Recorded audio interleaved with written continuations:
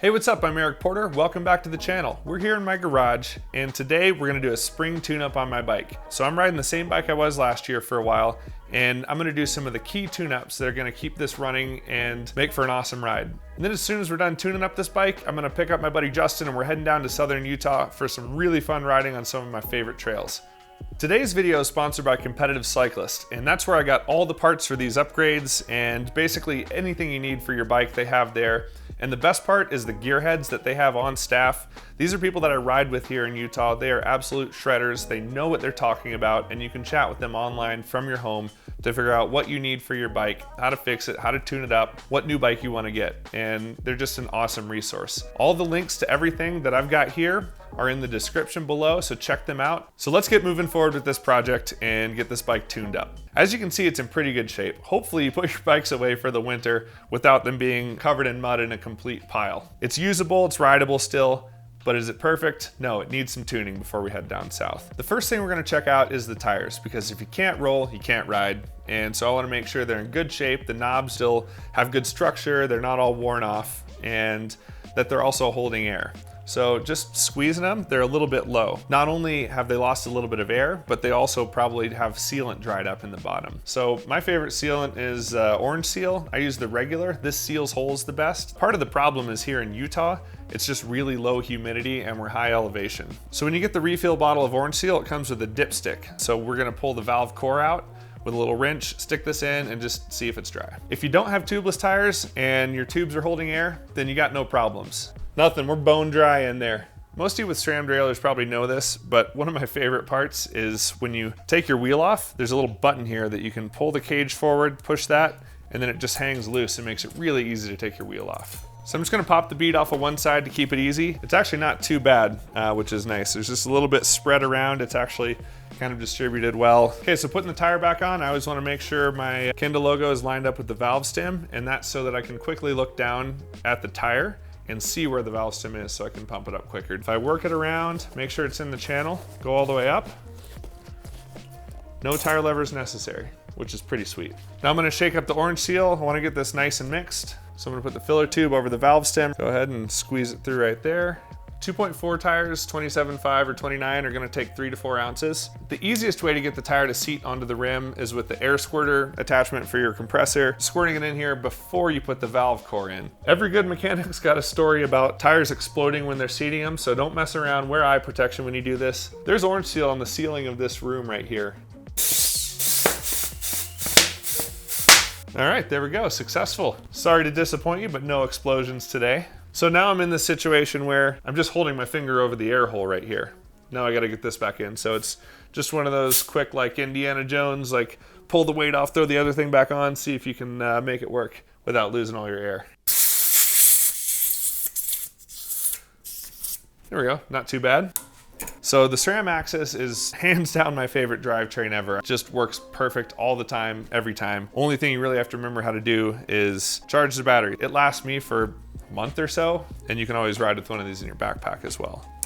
Otherwise, if you don't have this, spring is the best time to replace your derailleur cable and housing, so it's moving smooth and fast and shifting how it's supposed to. With this being a spring tune-up on a bike that I rode a lot last year, what I'm addressing is drivetrain wear. A lot of people think that it's the chain that wears out, but actually it's the chain ring. So with these new Eagle drivetrains, the 12 speeds, the chain ring is the wear item. So you replace this 2 to 3 times over the life of a chain. These chains will last 4,000 miles or so. And the same thing with the cassettes, they last a really long time. So I know I rode this chain all season last year. I am gonna replace the chain and the chain ring this time. The reason these chains last so long when you use the full SRAM drivetrain is that they actually are carried by the side of the chain ring instead of just the rollers. So here's my old chain right here, and I'm gonna open up the new chain, and I got this sick bronze one, which is gonna look really good on this colorway bike. Now I need to replace the chain ring, and when I'm doing that, I'm gonna check my bottom bracket as well. If I was smart, I probably would have done this before I did my chain, but you know, whatever. The nice thing about these dub bottom bracket and cranks, they make it really easy to just take off your drive side and replace your chain ring. Then it's just these 3 bolts right here, and we'll get the new chain ring on there. While this is out, I do actually want to pop the other crank arm out anyway, just so that I can feel the bottom bracket. That actually feels really smooth. A lot of times when your bike creaks, it could be your bottom bracket or your cranks. So while they're off, it's good to just make sure it's torqued to the right settings. And that's about 50 Newton meters on the bottom bracket and on the 8mm. I'm gonna put a little bit of fresh grease on the spindle here. Same thing where everything goes together on the cranks. We'll snug this up. And what I like to do is not drop my tools. What I like to do is actually tighten it up and then back it out. Do that a couple times. And what it's gonna do is let the grease spread in there a bit more.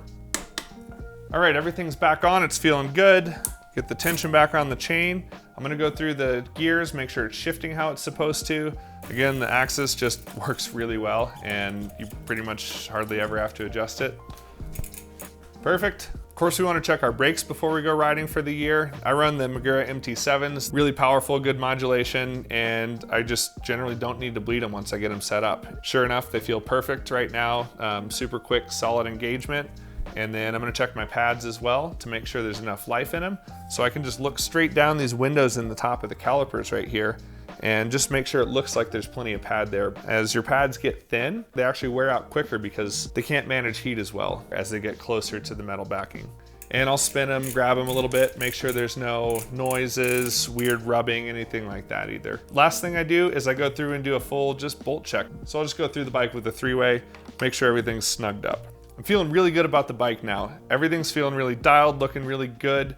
Your bike's gonna be different than mine, and it's gonna need different things than mine did. So make sure to go through your bike. If there's any creaks or squeaks or anything like that, let's sort them out now. Deal with it so that you don't have to later in the summer, because it'll lead to a bigger issue. Head over to competitivecyclist.com, talk to the gearheads if you have any issues, try to figure out what's going on with your bike so that you can get it fixed. Now that the bike's dialed, I'm gonna load up the truck, go pick up my buddy Justin, and we're heading down south to go ride in the desert.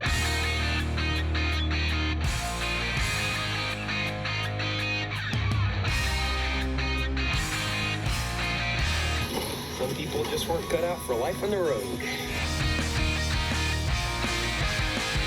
We made it to the condo down in Zion last night and we're getting ready to ride this morning, and I wanted to show you one more thing that I upgraded this year, and that's this bag from Thule, the round trip duffel. It's got really good organization. So to start out in the front, it's got food and tubes and tools and stuff like that.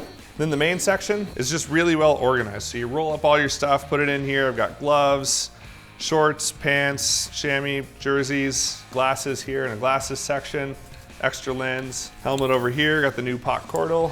Got my knee pads under here. Then it's got a shoe section on this side that can keep clean. Also got some Fresh Ride Concepts power lines. That's my favorite riding shoe for flat pedals. It's just a really good way to keep your stuff together and have one little duffel bag that you can throw in the truck, go ride for a few days. So let's get out and hit the trail and get back on the bikes for the year. Goose. Gotta take the straps off before you pull them out. Just killing it. Yeah, made it to Gooseberry. We're gonna ride out here. This place is super fun. You guys haven't met Justin yet, so turn the camera around, buddy. Is this how this thing works? So Justin is, well, he's one of my best friends, and then we've been shooting together for a long time. He's a professional photo video guy. He shot the Grand Canyon piece for this channel. Today's gonna be rad. We're riding bikes for the first time of the year, really. It's been snowy up north. I think it's recording. That's how you start a GoPro clip officially.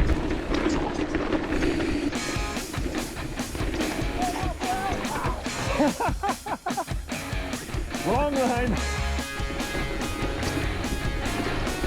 It's so cool just climbing around on the slick rock.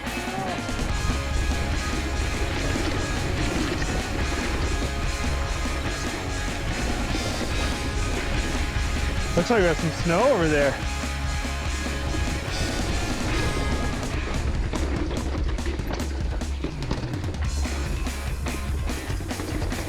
That's cool. It's snowing.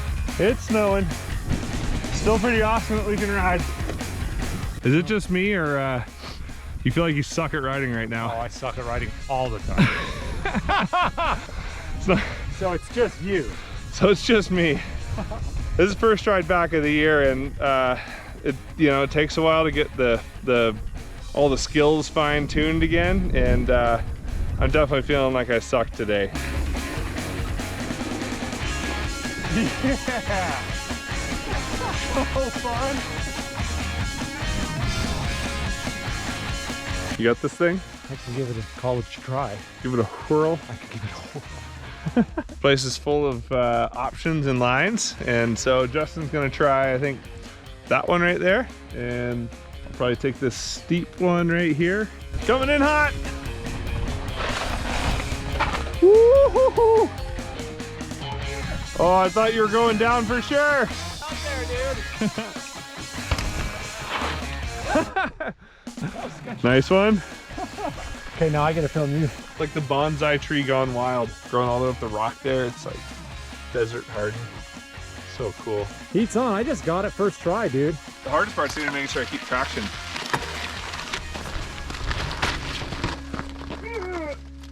One gear easier would have been nice. Oh, nice. Nailed it. Getting out to the point on Gooseberry. Whoa.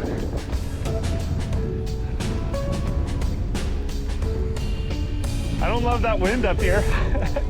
Nice work. This is rad. It's cool bikes take you places like this. Everything else aside, like the shredding, jumping, playing, whatever else, just the fact that you're on a mountain bike and end up out here, it's pretty rad. Well, should we rip this? Let's go. Cruise down? Yeah. Try not to fall in.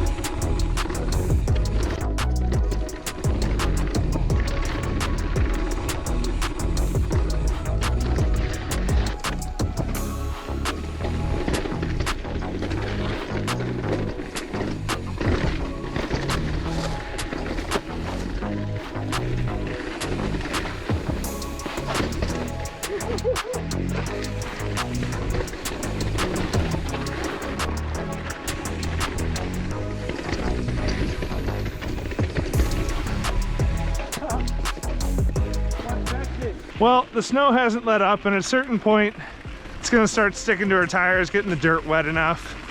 So, as responsible trail users, we're gonna get out of here before this turns into a mud zone. Back to the truck it is. How stoked are you we wore pants today? Dude, it was the call. I'm not normally a pants guy, but it was the right day for it. It's a pants party today. Nice one, buddy. We made it back to the truck. It's dumping outside. It's cold, it's wet. Yeah. Yeah. We beat the mud. Timing was perfect. So anyway, my bike's running sweet. Huge thanks to competitivecyclist.com for supporting this video. Make sure to check out their website, talk to the gearheads, get your own bike dialed in for the spring. The snow is gonna go away soon, and then we get to shred all summer. So anyway, thanks again for watching, and we'll see you on the next adventure.